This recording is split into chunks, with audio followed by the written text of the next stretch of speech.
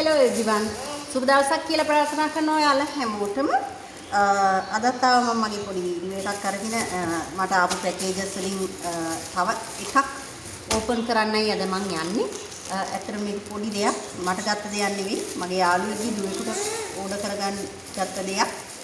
මම ඇත්තටම මේක ඕපන් කරලා බලන්න ඕනේ. මොකද මේකේ කන්ඩිෂන් එක කොහොමද කියලා. නැත්තම් මට රිෆන්ඩ් එක ගන්න පුළුවන්. මේ ඒ හින්දා මම මේක දැන් ඕපන් කරලා බලන්නයි යන්නේ. මේක ඇතුලේ තියෙන්නේ මොකද්ද කියලා මේ බලමු අපි. අපි දැන් ඕපන් කරලා බලමු මේක මොකද්ද තියෙන්නේ කියලා.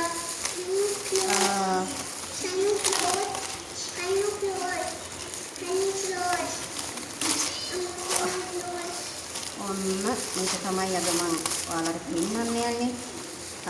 හරිම පුංචි ඩයමන්ඩ් පේන්ටිං එකක්. ඇත්තට මේ පාර මම ඕඩර් කරපු එකම එක ඩයමන්ඩ් පේන්ටිං එක තමයි මේක.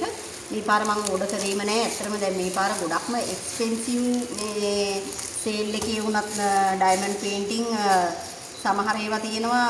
මේ පාර තියෙන හැම බඩුවම සමහර ඒවා බඩුවට වඩා shipping charge එක වැඩි. ඇත්තටම සමහර ඒවා ශ්‍රී ලංකාවට අපේ රටට මේ ඩිලිවර් කරන්නෙත් නැහැ. ඒ හින්දා ලොකු shipping charge එකක් දාලා තමයි ඒගොල්ලෝ දාන්නේ. ඒ හින්දා හරියට බඩු ගන්නකොට කල්පනාවෙන් ගන්න ඕන. මොනවද කොහොමද ඩෙලිවරි charges කියලා මේ shipping charges කියලා බලලා.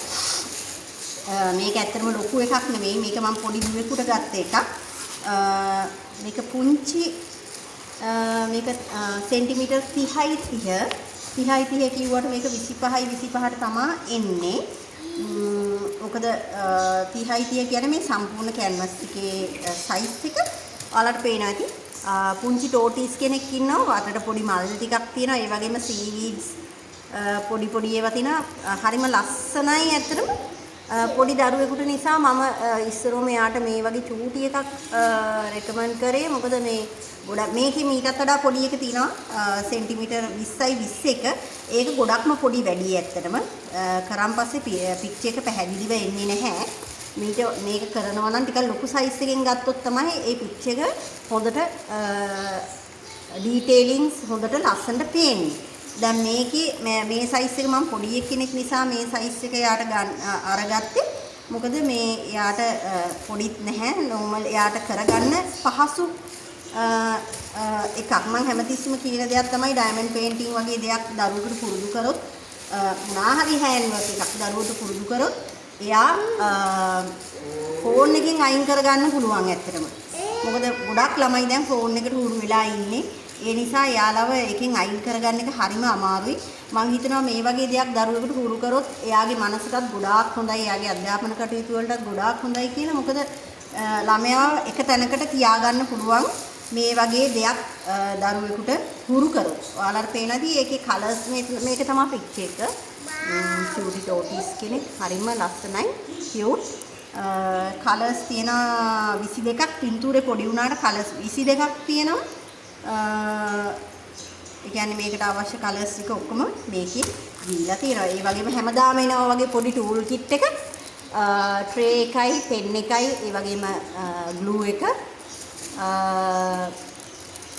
ඒ කොටස් තුන හැමදාම වගේ එක අනිවාර්යෙන් එනවා. ඒ වගේම අපේ ඩයමන්ඩ්ස් අපි හැමදාම දකින්න දෙයක්, දන්න දේ අපි මේක මගේ channel එකේ බැලුවොත් ඔයගොල්ලොන්ට තියෙනවා මගේ ගොඩක්ම ඩයමන්ඩ් පේන්ටිංග්ස් වීඩියෝස් තමයි තියෙන්නේ. ඔයාලට පේනදී මේක රවුන්ඩ් ඩයමන්ඩ්ස් තියෙන්නේ මේකේ. normal diamonds. ඇත්තටම AB diamonds නෙවෙයි. AB diamonds කියන්නේ මොනවද කියලා මම ඔයාලට කියලා තියෙනවා. ගොඩක්ම shine එක තියෙන diamonds. මේක normal acrylic diamonds තියෙන්නේ මේකේ. round ගොඩක්ම ලස්සන colors තියෙන්නේ.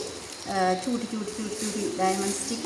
මම ඒවා ඔක්කොම එළියට ගන්නෙ නෑ. මොකද මේවා මම කලින් පෙන්නලා තියෙනවා. ඇත්තටම ඒවා පෙන්වන්න අවශ්‍යතාවයක් නෑ.